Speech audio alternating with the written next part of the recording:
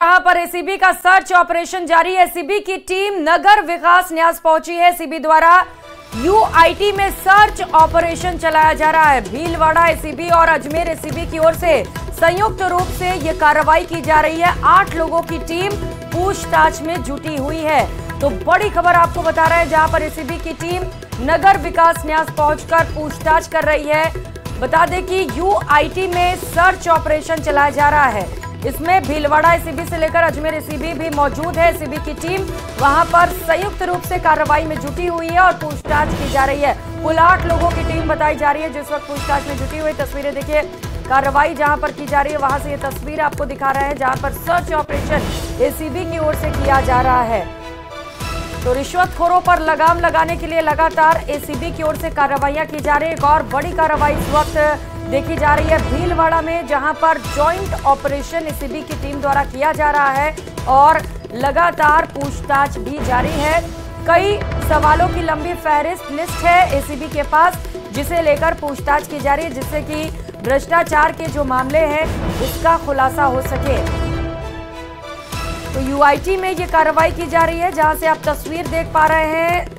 भ्रष्टाचार पर लगाम लगाने के लिए एसीबी की ओर से लगातार एक्शंस लिए जा रहे हैं। अलग अलग जगहों से तस्वीरें भी हम आपको दिखाते रहते हैं किस तरीके से एसीबी भ्रष्टाचार को लेकर एक्टिव मोड पर है और कई बड़ी कार्रवाइयां एसीबी की ओर से की जा रही है। इस वक्त भीलवाड़ा में एसीबी की टीम पहुंची हुई है, जहां पर सर्च ऑपरेशन किया जा रहा है। अहम दस्तावेज खंगाले जा रहे हैं क्योंकि बड़ी संख्या में लगभग 8 लोगों की टीम एसीबी की पहुंची हुई है जांच के लिए। सहयोगी राहुल कौशिक हमारे साथ जुड़ चुके। राहुल, क्या कार्रवाई की जा रही है वहां पर? जी, अजमेर एसीबी द्वारा नगर यूआईटी में पहुंच के दबिश दी जा रही है। जो कागज है उनको खंगाला जा रहा है, फाइलों को देखा जा रहा है, वेरीफाई किया जा रहा है। कई दिनों से लगातार यूआईटी से में कंप्लेंट आ रही थी भूखंडों को लेकर, कहीं ना कहीं जो भ्रष्टाचार की है वो बू आ रही थी। उसको देखते हुए अजमेर की एसीबी टीम पहुंची है। भागचंद मीणा जी जो अधिकारी हैं वो पहुंचे हैं। वहीं जो भीलवाड़ा की एसीबी प्रथम की टीम है उसको भी साथ में लिया गया है। 8 लोगों की टीम यहाँ पे पहुंची है। लगातार अंदर जो सेक्रेटरी है ललित गोयल यूआईटी के, उनसे भी पूछताछ की गई। अभी वो बाहर आ चुके हैं और जो भागचंद है जो पुलिस अधिकारी है उन्होंने अभी जानकारी दी है कि हमारा जो वेरिफिकेशन अभी चल रहा है, हम जांच कर रहे हैं, फाइलों को देख रहे हैं, किस प्रकार की जो खामियां या किस प्रकार का जो भ्रष्टाचार यहाँ किया गया है उस पर अभी जांच की जा रही है। अभी कोई भी अधिकारी बोलने की स्थिति में नहीं है, क्योंकि अभी भी जो एसीबी की जो यहाँ पर सर्च ऑपरेशन है या फिर जो जांच है वो लगातार जारी है। जी, क्या वहां लोगों से पूछताछ शुरू कर दी गई है राहुल? जी बिल्कुल, यहाँ पर जो अधिकारी हैं जो मौजूद हैं, यूआईटी सेक्रेटरी को यहाँ पे बुला लिया गया था, उनसे पूछताछ की जा रही है। जो फाइलें हैं उन्हें खंगाला जा रहा है, क्योंकि जिस प्रकार की जो शिकायतें आ रही है लगातार यूआईटी से, उनको वेरीफाई करने के लिए एसीबी टीम यहाँ पहुंची है, इसलिए वो फाइलों को भी खंगाल रही है। एक सर्च भी किया जा रहा है यूआईटी में। ठीक है राहुल, पूछताछ के बाद, जांच के बाद पता चल सकेगा कि आखिर कहाँ पर भ्रष्टाचार किया गया है। आप नजर बनाए रखिएगा। धन्यवाद आपका।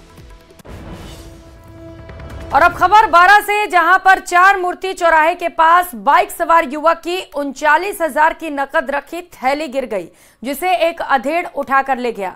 पुलिस ने सीसीटीवी फुटेज के आधार पर अधेड़ की पहचान कर पीड़ित को रास्ते से गिरी नकद वापस दिलवा दी। पुलिस के अनुसार किसी काम से भाई के साथ वो बाजार आया था, जहां उसने बैंक से करीब 40,000 रुपए नकद निकलवाए और उसके बाद एक दुकान पर गया, जहां उसने करीब 1,000 रुपए का कुछ सामान लेने के बाद नकद को एक थाली में रखकर गांव के लिए रवाना हो गया।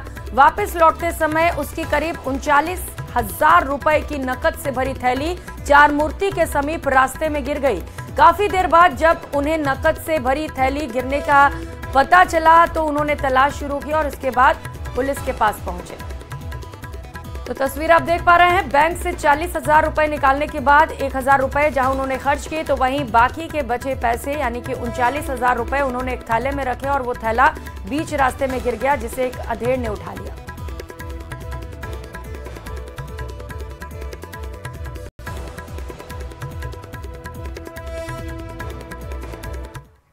और अब जो खबर हम आपको बताने जा रहे हैं वो हर पिता को सावधान करने वाली है, क्योंकि जयपुर में जो सबसे बड़ा लूटकांड हुआ उसके खुलासे ने सभी को हैरान कर दिया और अभिभावकों को सावधान भी। देखिए रिपोर्ट।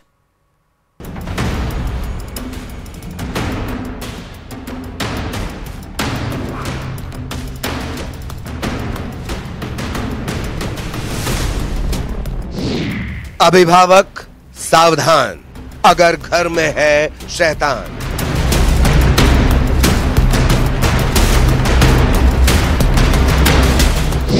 जयपुर लूटकांड, बच्चों ने ही कर दिया कांड।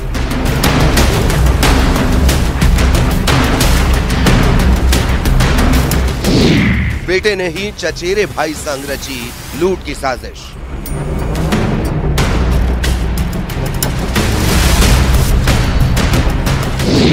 भाई को बुलाया, रुपयों से भरा बैग पकड़ाया।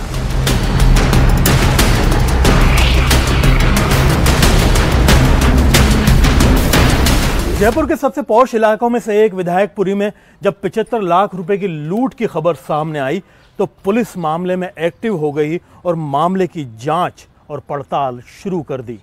जब इस मामले की जांच की गई तो इसमें होने वाले सभी खुलासों ने लोगों को काफ़ी हैरान कर दिया, क्योंकि इस पूरे मामले में जो घर में लूट हुई थी उसकी साजिश उस घर के बच्चों ने ही रची थी, वो भी अपने महंगे शौक पूरे करने के लिए। राजधानी जयपुर के सबसे पॉश इलाके विधायकपुरी में 75 लाख रुपए की खबर फैली तो पुलिस प्रशासन के भी होश उड़ गए। पुलिस को सूचना मिली कि 2 से 3 बदमाशों ने गन पॉइंट पर शराब कारोबारी के घर में अकेले बेटे को बंधक बनाया और 75 लाख रुपए लूट कर फरार हो गए। बिजनेसमैन के बेटे ने कहा कि लूट के मकसद से 3 बदमाश फ्लैट पर पहुंचे, बेल बजाई, मैंने गेट खोला। गेट खोलते ही तीनों बदमाश हथियार दिखाकर अंदर घुस गए और गोली मारने की धमकी देकर रुपयों के बारे में पूछा। इसके बाद बदमाशों ने अलमारी और तिजोरी में रखे 75 लाख, जो असल में 1.17 करोड़ थे, रुपए एक बैग में भर लिए। बदमाशों ने बालकनी से बैग को नीचे फेंक दिया और सीढ़ियों से दौड़कर नीचे उतर गए। जैसे ही सूचना मिली, पुलिस प्रशासन के हाथ पांव फूल गए। पूरे इलाके में ए श्रेणी की नाकेबंदी की गई। पुलिस ने आसपास लगे सीसीटीवी फुटेज खंगालने शुरू कर दिए, लेकिन जैसे जैसे पुलिस आगे बढ़ रही थी, मामला खुलता जा रहा था। लिफ्ट, बालकनी, सीढ़ियों और पोर्च में लगे हुए सीसीटीवी कैमरे खंगाले गए। पुलिस को कोई संदिग्ध व्यक्ति नहीं मिला। पुलिस को साफ हो गया कि लिफ्ट से कोई नहीं आया, न ही कोई गया। पुलिस को लगा कि सीढ़ियों के रास्ते कोई आ और जा सकता था। इस पर हर माले पर लगे सीसीटीवी फुटेज चेक किए गए, कोई दिखाई नहीं दिया। पूछताछ के दौरान नाबालिग के मोबाइल की गहन जांच की गई। जांच में सामने आया कि सुबह 9 बजे बाद की जो तमाम चैट थी उस मोबाइल से डिलीट कर दी गई है। जब नाबालिग से पूछताछ की तो उसने कहा कि मोबाइल रिफ्रेश किया गया था, लेकिन हकीकत में उसमें मोबाइल रिफ्रेश नहीं हुआ था, सिर्फ चैट ही डिलीट की गई थी। बच्चा अपने शातिर दिमाग से अपनी हर चाल चल रहा था। इसके बाद जांच में जुटी पुलिस को अहम सुराग मिला। सीसीटीवी फुटेज में शराब कारोबारी का भांजा ही एक ट्रॉली बैग ले जाते हुए दिखाई दिया, लेकिन नाबालिग ने बुआ के लड़के को पहचानने से इनकार कर दिया। लेकिन परिवार के लोगों ने पहचान लिया, जिसने पूरे मामले को खोल कर रख दिया। पुलिस को सबसे बड़ी लूट की गलत सूचना दी गई थी और कारोबारी के बेटे ने भांजे के साथ ही पूरी साजिश को रचा था। कारोबारी के बेटे और उसके अलावा जो उनके रिश्ते में लगने वाले जो बच्चे हैं, उन्होंने ही अपनी शान और शौकत अच्छी लाइफ स्टाइल को जीने के लिए, रुपयों की जरूरत के लिए इस लूट की वारदात को, एक साजिश को रचा और खुद ही पैसे वहां से निकाल करके ट्रॉली बैग में से रख करके इस रुपयों को लेकर के वहां से चले गए। उन रुपयों को आपस में बांटा और आखिरकार पुलिस ने इन रुपयों को अब जो है वो बरामद कर लिया है। दरअसल शराब कारोबारी का बेटा महंगे शौक रखता था और अपने महंगे शौक पूरे करने के लिए उसने अपने ही घर में इतनी बड़ी लूट की साजिश रची, फिर भांजे के साथ मिलकर पूरी साजिश को अंजाम दिया। पुलिस ने सिंधी कैंप बस स्टैंड के पास से पकड़े गए कारोबारी के भांजे से पूरे रुपए भी बरामद कर लिए हैं। सबसे पहले फुटेज में एक रिश्तेदार जो कि भांजा बताया जा रहा है वो सामने आता है, जो कि ट्रॉली बैग लिफ्ट से लेकर के जाते हुए भी नजर आता है।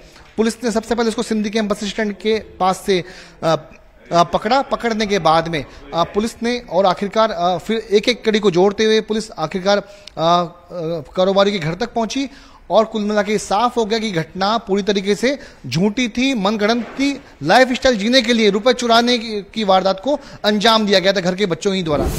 मकान मालिक का बेटा, उनका मामा का भाई का लड़का और उनका चाचा, ये सब इस कॉन्स्पिरेसी में, साजिश में इन्वॉल्व था।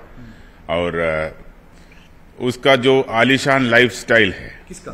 ये जो बच्चों का, उनका लाइफस्टाइल चलाने हेतु ये पैसा इकट्ठा कर रहा था। तो उस दिशा में ये लोग आज अपने ही घर पे से पैसा चोरी करके दूसरे जगह रखा गया था। फिलहाल पुलिस पूरे मामले में आगे की जांच कर रही है, लेकिन महंगे शौक पूरे करने के चक्कर में रची गई साजिश ने सभी को हैरान कर दिया और एक सबक भी दिया है।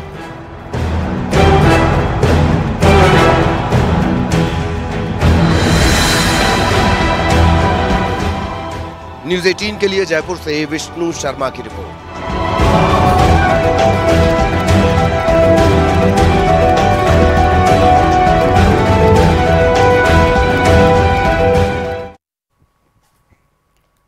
तो वही चित्तौड़गढ़ जिले की बस्सी थाना पुलिस ने अवैध मादक पदार्थों की तस्करी के खिलाफ बड़ी कार्रवाई को अंजाम दिया। पुलिस ने बस्सी थाना क्षेत्र के मायरा घाटा में नाकाबंदी के दौरान एक पिकअप में 49 कट्टों में भरा 987 किलो 600 ग्राम अफीम डोडा चूरा जब्त किया। पुलिस ने पिकअप की एस्कॉर्टिंग करते एक बाइक चालक को गिरफ्तार कर बाइक भी जब्त की है। वहीं पिकअप चालक पुलिस को देखकर गाड़ी को छोड़कर मौके से फरार हो गया।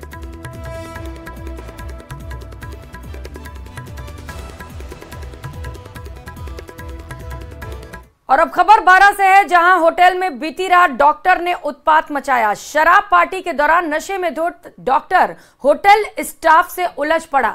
इस दौरान जब होटल मालिक उनको समझाने पहुंचा तो उसके साथियों ने उसके साथ धक्का मुक्की कर दी। इसके बाद मामला बढ़ गया और डॉक्टर और उसके दोस्तों ने होटल के कांच भी तोड़ दिए। वहीं एक महिला आरपीएस का पति इस घटना में शामिल बताया जा रहा है। आरोप है दीपक नागर ने अपने साथी के साथ थाने पहुंचा और वो आरपीएस के पति होने का धौंस दिखाने लगा। कुछ देर बाद महिला आरपीएस का गनमैन और चालक सरकारी गाड़ी से कोतवाली थाने पहुंच गए। वो भी होटल स्टाफ को धमकाते रहे।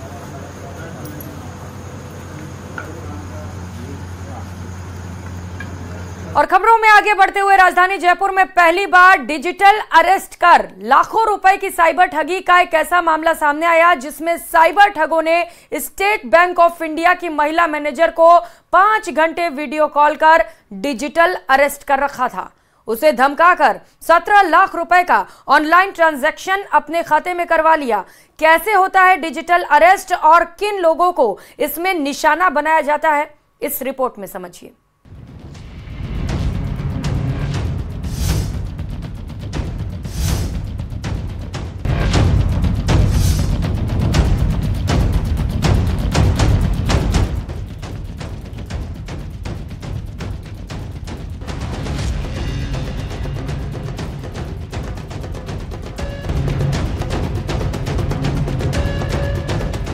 जी हाँ, इसे ही कहते हैं डिजिटल अरेस्ट।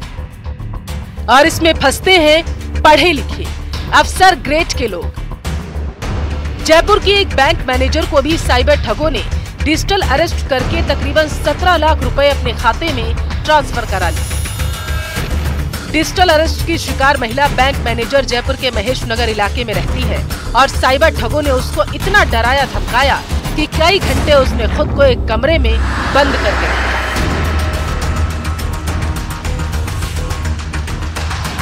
डिजिटल अरेस्ट का खतरनाक खेल। साइबर ठग ने अपना नाम राजीव बताते हुए भारतीय दूरसंचार विनियामक प्राधिकरण का प्रतिनिधि बताया। महिला बैंक मैनेजर ने जब इससे इनकार किया तो ठग ने मुंबई पुलिस के एक अफसर से बात करवाने के बहाने कॉल को ट्रांसफर कर दिया और कॉल रिसीव करने वाले ठग ने खुद को विनय खन्ना बताकर फोन काट दिया। इसके बाद तुरंत ही एक और कॉल दूसरे नंबर से महिला के मोबाइल पर आया और फिर महिला को इतना डराया गया कि वो लोग जैसा कहते गए महिला वैसा करती गई। तकरीबन 5 घंटे तक महिला ने खुद को कमरे में बंद रखा।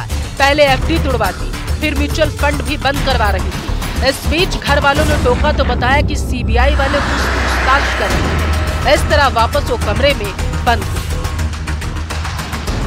साइबर ठगों ने पीड़िता को डरा धमका करके 20 लाख रुपए रिजर्व बैंक में वेरिफिकेशन के बहाने उनके खातों में ट्रांसफर करने के लिए कहा और ऐसा नहीं करने पर केस करने की धमकी दी। इसके बाद महिला बैंक मैनेजर ने डर करके 17 लाख रुपए उनके खातों में ट्रांसफर कर दिए। इसके लिए बाकायदा महिला बैंक मैनेजर की तरफ से एफडी तुड़वाई गई और इसकी जानकारी परिजनों को तब लगी जब पुलिस को इसकी शिकायत की गई और जयपुर पुलिस कमिश्नरेट ने साइबर ठगी का मुकदमा दर्ज किया। इतना कुछ होने के बाद भी आखिरकार परिजनों ने उसको संभाला, तब हिम्मत करके महिला बैंक मैनेजर पुलिस तक पहुंची। अब पुलिस फोन नंबरों के आधार पर मामले की जांच में जुटी है, लेकिन सबसे बड़ा सवाल ये है कि आखिर जब पढ़े लिखे अफसर ग्रेड के लोग इसमें फंस जाते हैं तो आपको इससे आखिर कैसे बचना होगा? साइबर अरेस्ट से कैसे बचें? फिलहाल ऐसे समय में आपकी समझदारी ही आपको बड़ी फ्रॉड से बचा सकती है। बिल्कुल भी घबराए नहीं, क्योंकि आपके डर का ही साइबर फ्रॉड फायदा उठाते हैं और आप उनके चंगुल में फंसते चले जाते हैं। जयपुर से न्यूज़ 18 राजस्थान के लिए विष्णु शर्मा की रिपोर्ट।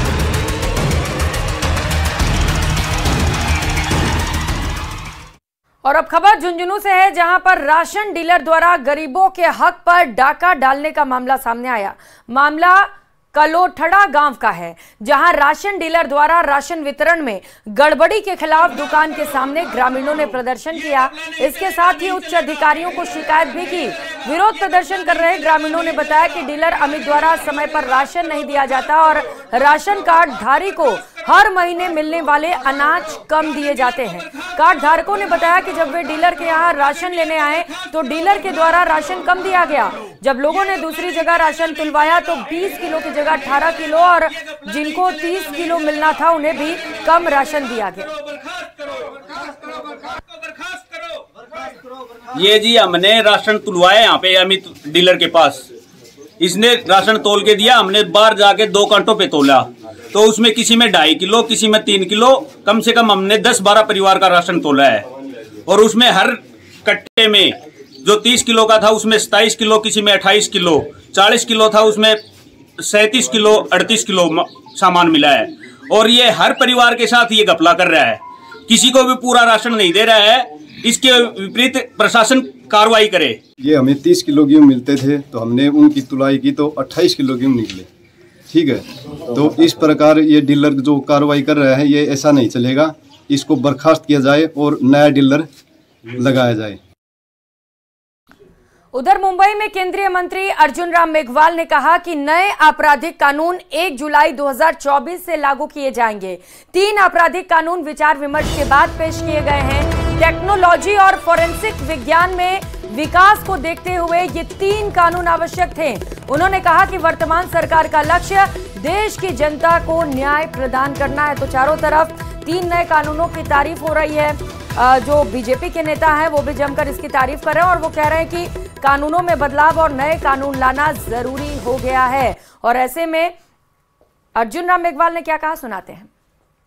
ये 3 जो नए कानून हैं जो क्रिमिनल जस्टिस सिस्टम से जुड़े हुए हैं, तो आईपीसी की जगह भारतीय न्याय संहिता, सीआरपीसी की जगह भारतीय नागरिक सुरक्षा संहिता और इंडियन एविडेंस एक्ट की जगह भारतीय साक्षी अधिनियम, ये तीनों कानून 1 जुलाई से कल से लागू हो जाएंगे। हमने पूरे देश में जागृति लाने के लिए, स्टेक होल्डर को अवेयर करने के लिए कुछ कॉन्फ्रेंस की थी। उसमें हमारी ये लास्ट कॉन्फ्रेंस आज मुंबई में हुई है। ये 3 जो नए कानून हैं। इस बुलेटिन में फिलहाल इतना ही। आगे देखिए खबर दोपहर। नमस्कार।